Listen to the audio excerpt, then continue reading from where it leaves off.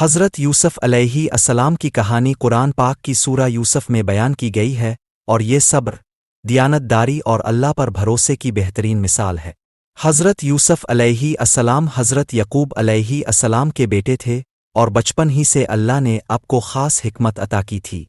ایک دن اپنے خواب دیکھا کہ 11 ستارے، سورج اور چاند انہیں سجدہ کر رہے ہیں۔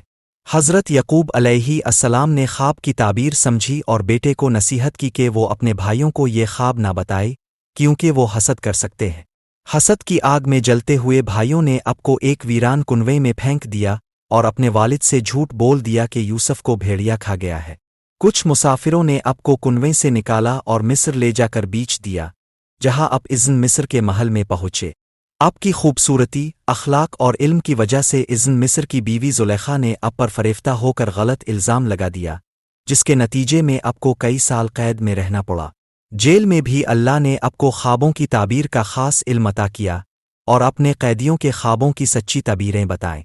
ایک دن بادشاہ نے ایک عجیب خواب دیکھا، اور حضرت یوسف علیہ السلام نے اس کی تعبیر بتائی کہ 7 سال خوشحالی ہوگی، پھر 7 سال قحط آئے گا۔ بادشاہ نے آپ کی دانشمندی دیکھ کر آپ کو مصر کا وزیر مقرر کر دیا۔ قحط کے دوران آپ کے بھائی اناج لینے مصر آئے، مگر وہ آپ کو پہچان نہ سکے۔